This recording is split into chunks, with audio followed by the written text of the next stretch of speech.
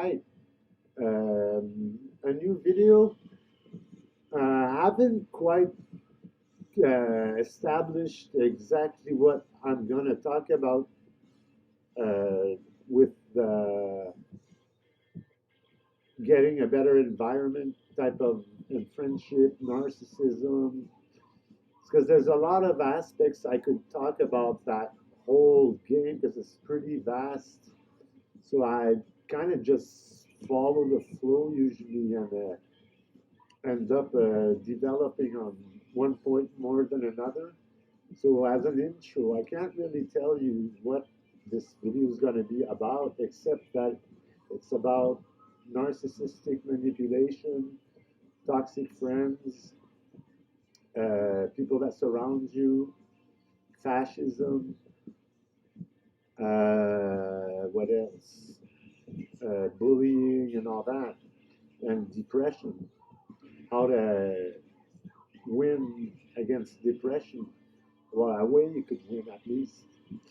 So this is all about this game that fascists have been playing, fascists and Nazis and dominant predatorial people have developed. And it's looks like it's a really old game. It goes a bit with war and domination and supremacy and all that.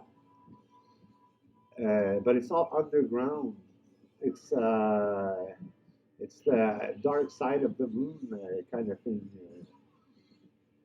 This thing kept hidden with the law of silence that maintains people and maintains some sort of non-benefic order of consumerism and all that, and depression and mental illness and illnesses and all that.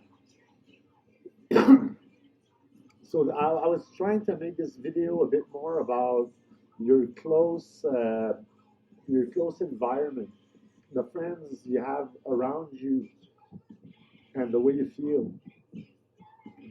Because the people you interact with are a good source of inspiration and influence, and you will, if you share symbiotically the relationship and everybody leads at their turn. It's not a dominated type of relationship.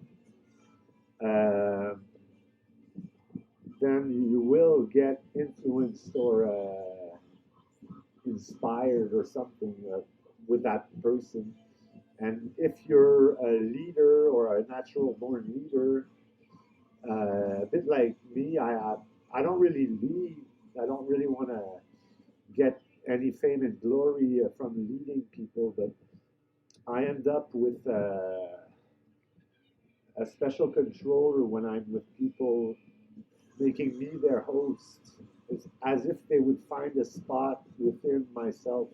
It's a bit hard to explain, but you get all these buttons inside of you that if you touch, people react immediately, and you kind of notice you can turn the heads around and all that. So if you're a host, well, most likely you will get parasited by toxic narcissists that play with your mind and actually command your mind telepathically. It's a bit hard to believe, but yes, telepathy exists. And they implant by talking to you about a certain subject makes you take them into that zone of your brain where those things take effect. So he's going to remain there, and he's going to add some yellow notes, sticky notes. He's going to add by thinking, whatever he thinks out loud gets impregnated into your mind. And they will. What they'll do is they'll put commands there, telling you when to breathe, when to do that, or stuff that trigger to other people when you meet someone. And you go, why is it that every time I meet someone new, there's always this and that happens? And then you can notice certain scenarios that repeat themselves. Why do I always have to talk silly when I'm with a woman? Or why do I always have to make a fool of myself? Or stuff that that just happen all the time, and you can't get out of that loop, and they keep on happening. Well, a schizophrenic would tell you don't obey the voices because the voices exist, and it's not schizoland, it's being awakened. And I rather hear those voices because it allows me to do the opposite, or to correct it, or to not obey. Because what they do is they make you behave in a way that's non offensive to them, and a way that you maintain yourself dependent and open, granting them sort of total control on your mind. So that would be for the toxic friends. And the fascist game, well, most narcissists would use this kind of evil manipulation underneath while being extremely nice on top. Narcissists are masters at making you speak about yourself, to gather information, to know how to please you and what to talk to you about. It's always in order to please and fool you, what a narcissist does. And I think they got that from that old war game of infiltration, where people imitate the enemy, and the orcs grab the dwarf's hat, and the dwarf grabs the orc's hat, and they switch them around, and they look like each other's opposite. Or like how a lot of races, Asians, are becoming skinheads with shaved heads. Skinhead had went racist because of Screwdriver in the 80s, and it was neo-Nazis and all that. But now you get all these races that imitate their enemies and dress as a skinhead, because skinhead was not racist to start with. It was sort of the redhead that would be able to bully around, but to defend itself from bullies and all that. So, where was I before I did that parenthesis? So it's all the, oh yeah, this war game. And fascism and nationalism after the Second World War went underground and overground with the war, and they ceased fire, but they kept on going in the underground and economically with corporations and multinationals. I want to talk about more the underground game. Just a sec.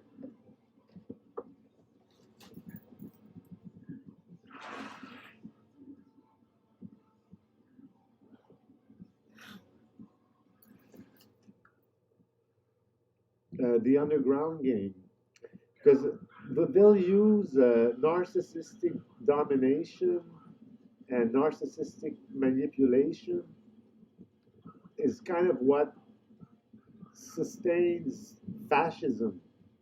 It's all that marionette puppet show under in the abyss, in the underwater or underground. I don't know how you want to talk about the black area of the mind and all that. But what narcissists kind of do is they manipulate you in order to get something, an advantage for themselves, or often it's because they need your company more than you need them. And it's all about those toxic friends that they're masters at becoming friends. And what fascism was doing is a war against good. When you see Harley Quinn's baseball bat, it's written good night as in night to sleep, good night. But the bird language and the underground war game allows you to pick the other word that sounds alike. And it's a bit of a way to say and show and announce evil deeds and stuff that'll scare or have a certain effect on people or give instructions, but without writing it down. So you can't blame or saying it. So you can't blame them for what we'd say a menace. What's a menace? For giving you a death threat when it was in bird language, because he said this normal sentence, but it's when you play around with the words, it means I want to kill you kind of thing. So you can't blame him, and you can't prove that's what he wanted to say, but the message went through anyways. So the good night on the baseball bat, it was not the right good night as in chivalry night or a king's night, a warrior night. That meant that the bat is destined to the good night. So it was a war against good. So if you're a good person, you most likely will attract narcissists and narcissistic manipulators that will get your life more toxic, and they will get your life shorter, and they'll give you bad habits, they'll filtrate who you meet, they'll distract you when it's not time. They have this whole method that they use to kill people. And the victims are all good people. The hamburger, the good, it's like Ulysses' crew that all got transformed into pigs by Circe. It's the good person, after a while, is only surrounded by pigs, eating his brain out or demoralizing him because of this program they put inside his head that triggers when he meets people. They all become that way. It's a bit hard to believe, but I can see it happen. And sometimes I hear those triggers. I hear that. I pay attention. I noticed why nobody would ever talk to me when I go out in a certain place, and why I was always left alone. It's because they was telling them to close the circle and not to talk to me. And as soon as I'd be in a circle, it'd take 2 minutes and it would close in my face all the time. That's another narcissistic rose. We call those roses.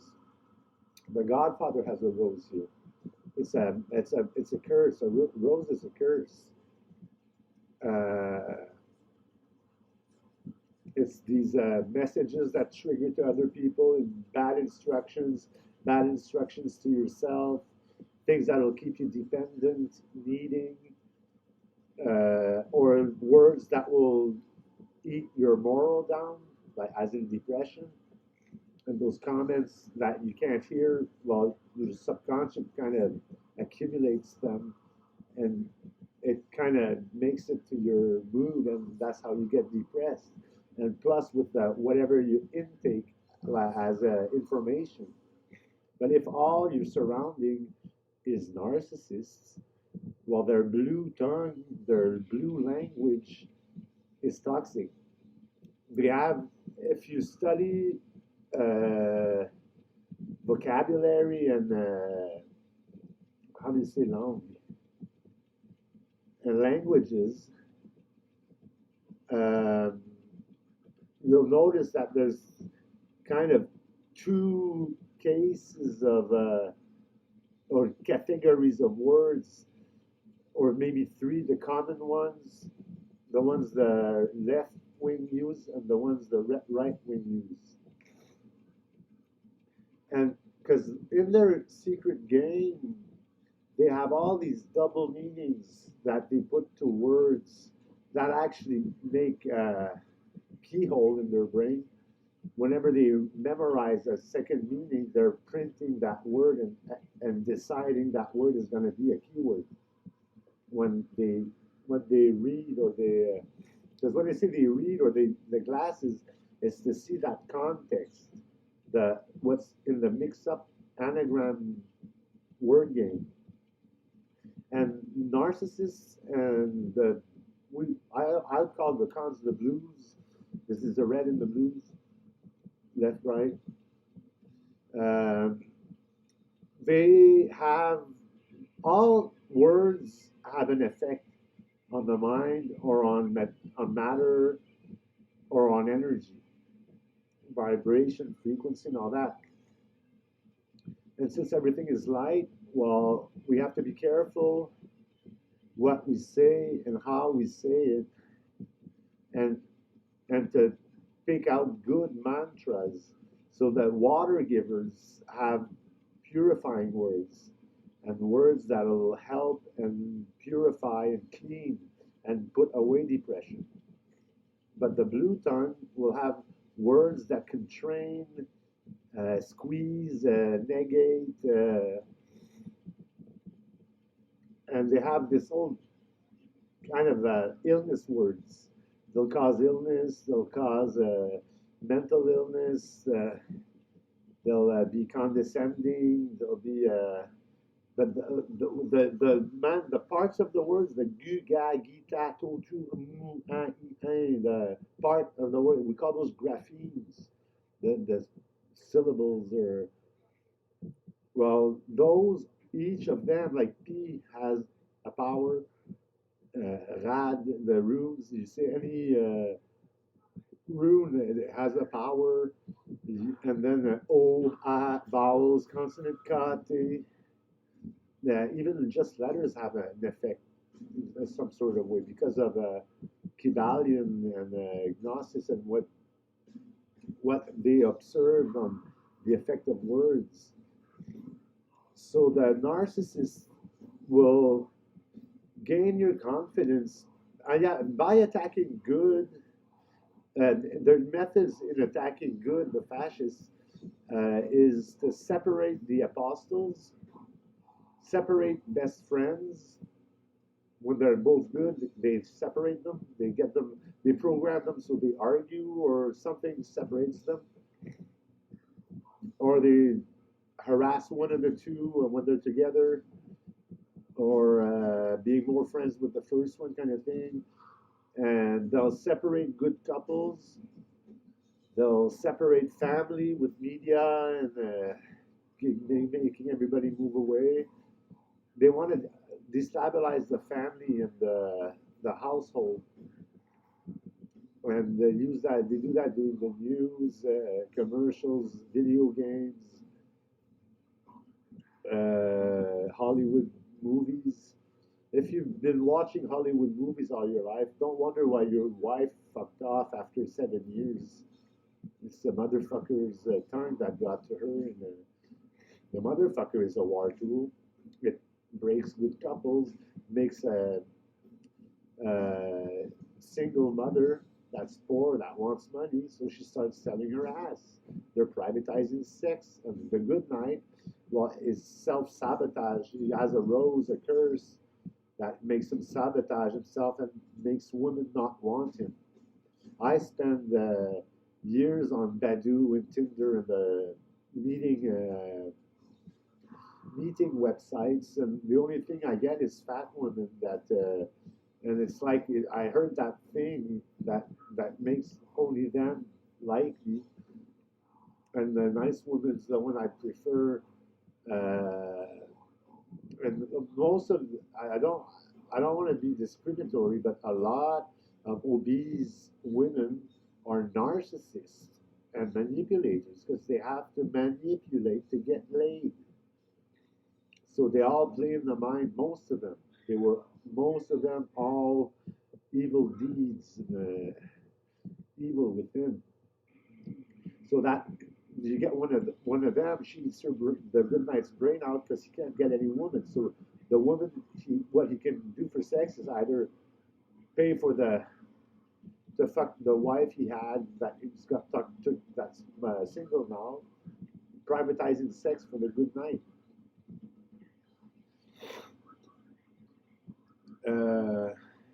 So yeah, and then they occupy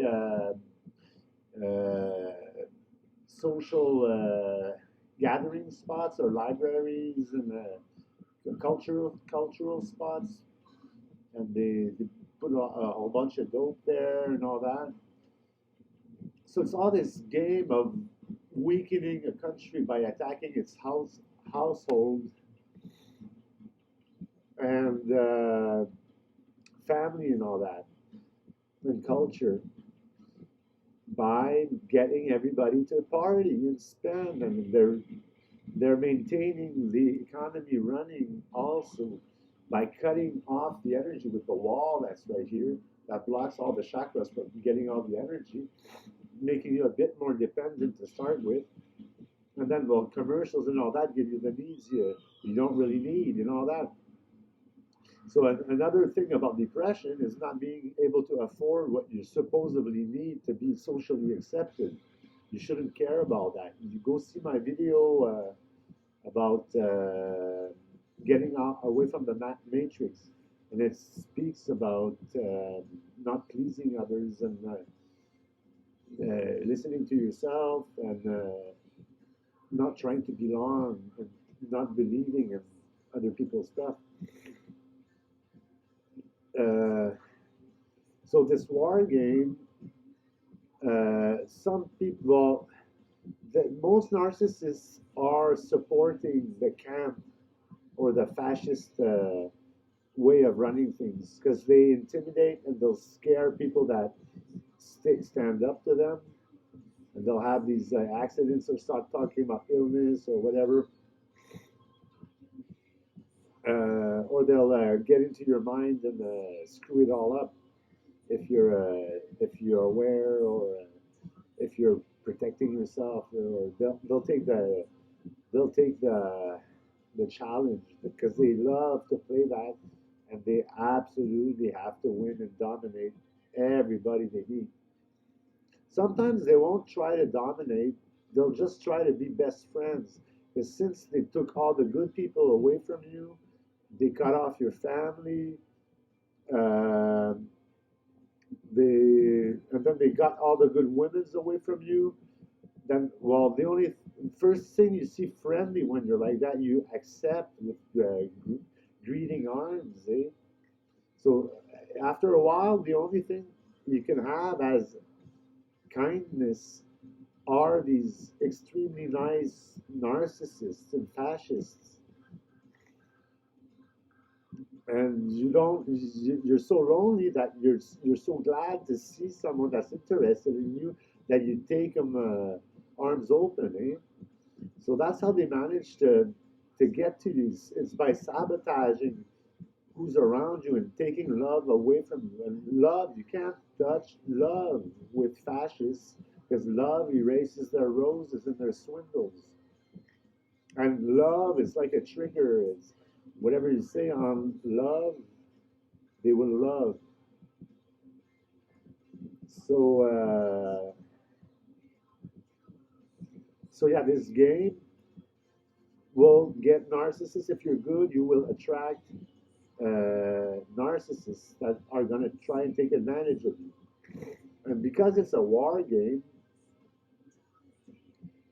all those best friends that you have, and a lot of times they'll be long time friends that you got when you were in school, but they're so good, they know you so well that you would never think that that person is actually trying to kill you, but that's what they do.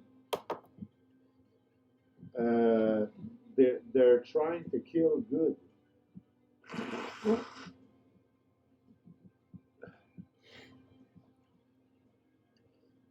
Especially hippies and resistant people and activists, militants. If you're one of those, for sure you got narcissists crawling all over you. But if as long as you're good, that's what. And then you know why a lot of good people turn out to be fat at the end of their life and lonely and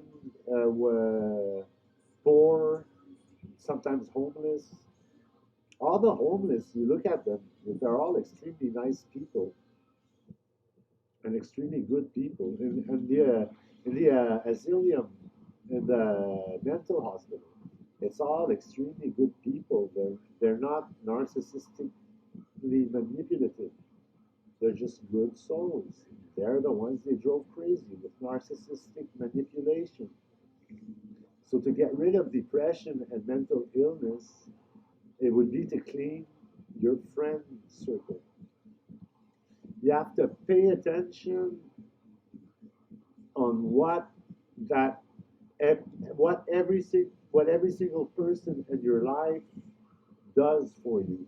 But you have to take a step back from that immaculate kindness they have and to try to notice what they do underneath.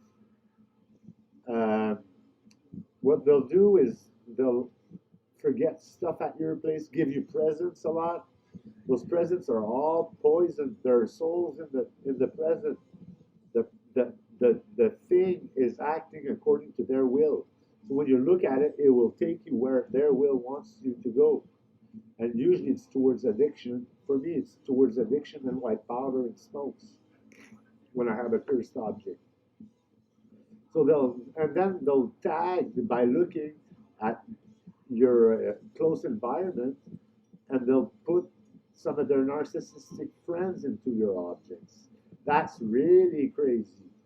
But I'm telling you, it exists. They just look around like that and they spot. It takes 30 seconds and the whole room is kissed.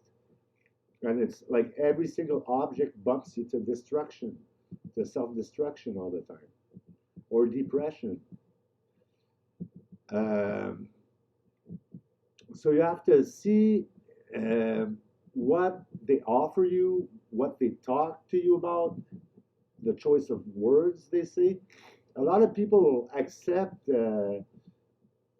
words that totally put drugs on the table, and they'll accept people talking to them about that, or dependent stuff that create dependence.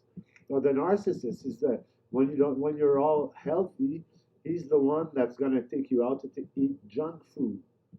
He's gonna be the one that forgets Red Bull or a Monster energy drinks cans at your place. So you start noticing them, and then he's gonna offer you one. Instead of bringing you juice or water, he's gonna bring you something that creates a bad habit, like energy drinks. Or he's gonna get you interested in into sugar and snacks and all that. Or what they do is they'll distract you when you're about to say you're walking on the sidewalk, and there's people from your university that are going to show up on the same sidewalk. Well, the narcissistic would be the one to distract you, talk to you about something, and then cross the street in order for you to stumble on the drunk punk. And they'll stop and talk to him with you and introduce you while the good students just went by and you didn't even see them. They're going to filtrate who you meet, and they're going to build a narcissistic web around you that bumps you always back into the same place. And they'll find a zone where they'll pollute in your brain with negativity and their evil mantras, their evil tongue, where you'll torment yourself and you'll create depression. And then the objects and people are going to maintain you there, and then words are going to link to there too. They're going to start linking words to that zone, and there you go. You're depressed, and then it's going to be it's going to be the one that really kindly will talk to you about a rope, or mention suicide that in case you need help. I don't really like people giving me resources for suicide when I'm not going so well, because I'm not thinking about suicide. But since they brought me the resource, now I think about it every once in a while, but not to do it. I don't think about it anymore, but it stays in your mind for a bit, and you kind of have to. You kind of, whenever you hear that word, you kind of ask yourself, do I or don't I? Or am I happy or not? Like there are those words they can use that create and provoke this dynamic where you torment yourself, or you're mean, or you're hard on yourself, or it's telling you to be critical, or to critique, to bring the negative out. It gets you to tell them all your flaws, and they can actually get a program up there that makes you tell them everything that's in front of you, that you look at, that you're doing, where you're going. They have these questions that you answer without, you don't hear those voices, but they know exactly where you're at and what you're doing sometimes. We can actually, I feel the energy in the webs, the nylon energy stuff, and one of them had that stuck in my eyes, and he had the control over my eyes. And then he'd ask questions and order me around, and I start behaving. And what they do is they order you around so you stop cleaning yourself out and keep them in your house. And then every time you fall on them, and when you're exactly where you're supposed to be, well, they'll make you believe you're not, and that you're, or they'll swindle something for you to get out of that zone, or a feel good zone. They can even tell when you're dreaming and disturb you when you start dreaming, a dream catcher. I had this neighbor, a rose I got would make the neighbor upstairs go bang, bang every time I'd fall asleep. Every single time he'd make some noise as I was falling asleep, waking me up. I had another one, it was spasms. As soon as I'd fall into this, I'd spasm. You get waking up like that 5 times, you don't sleep the rest of the night. They can change stuff in your minds, in your mind. So a good way to win against depression is to clean that toxic environment. That means getting rid of really good friends. Really good friends.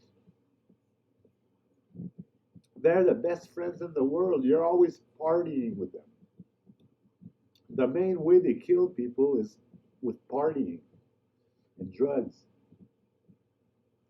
They'll even marry a good night to kill them with grease and sugar.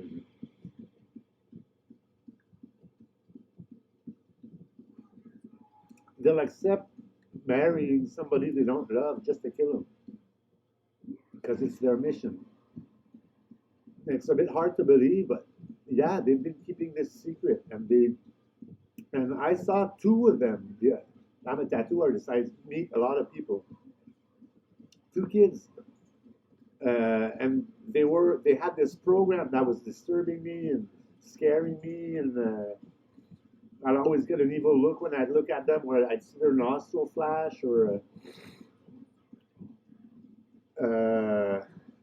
there were two little rats, two little I don't know what, but by starting to talk about them, I ended up saying, "Oh yeah," it turned out my friend was trying to kill me, and when I said "kill me," he flashed. They were best friends, but one of them was actually trying to kill him. But they're both evil. On top of that, even evil do that to one another. So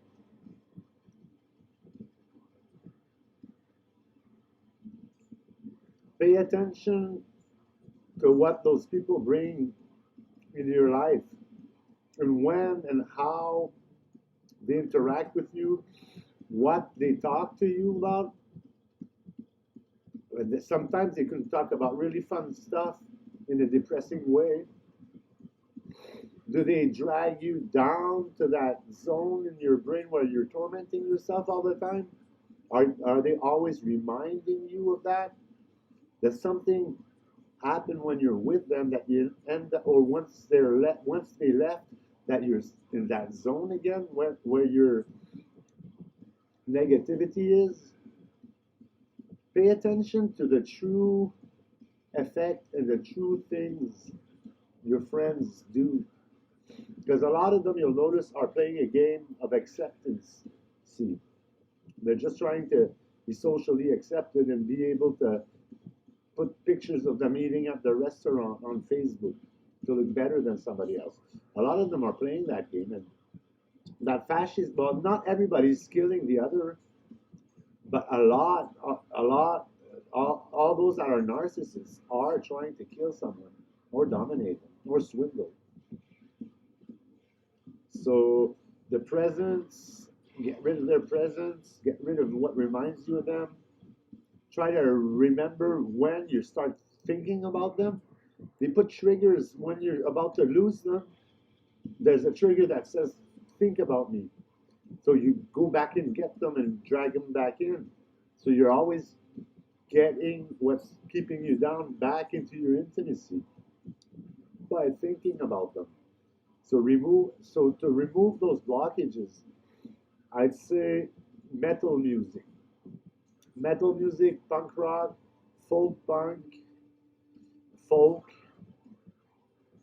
Well, more and more music is good nowadays, but especially metal music and grindcore. Listen to that. That will put your moral up.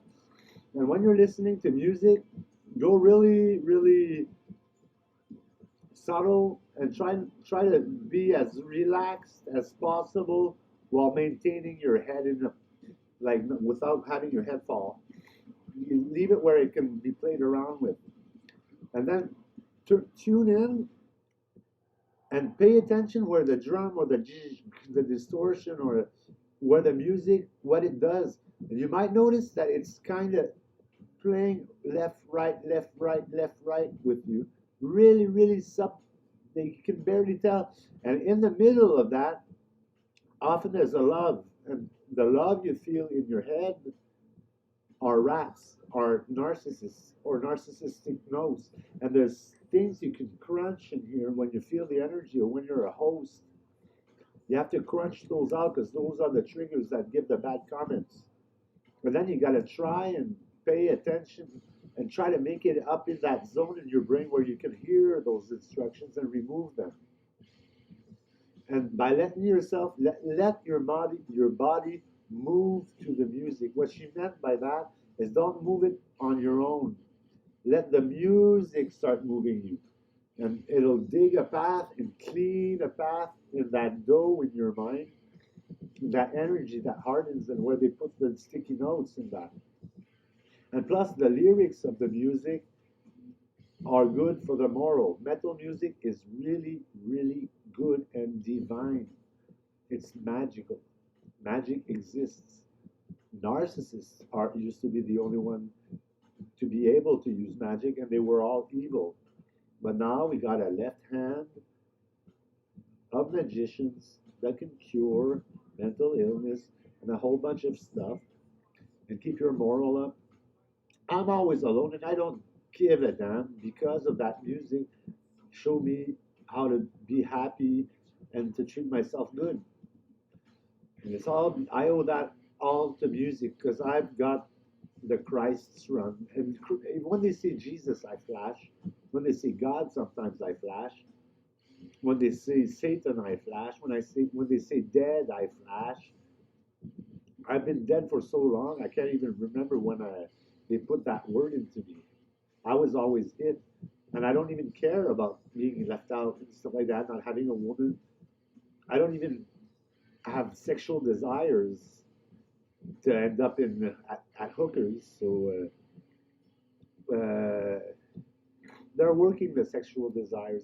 They're starting to get me to look at that ass, and but it's all music that took care of us marginals, and we've been walking the death line since we're 17. And a lot of those friends, they'll make it to your life in the early days at little school, and they'll become your best friend, but the whole time they will be influencing you towards your destruction.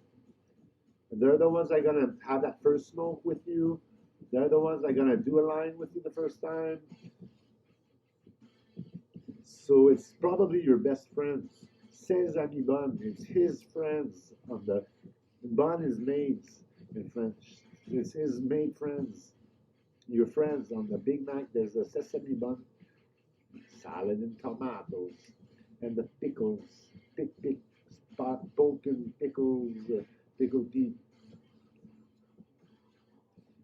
So that's what I can say about depression and the fascist game. Listen to metal and evaluate your best friends and who they introduced you to. Because what they do, they start young, and when they'll see somebody like themselves, well, they'll befriend them and they'll introduce you to them. And so that's how, after 20 years, you have 10, 15 friends in your life, but they're all toxic because they took away the good people from you with but with those keywords, they remember that it tells them what to do and who to work on and who to put it in the corner and all that. So your best friends are creating your depression and they're killing you. That's all I gotta say. Peace.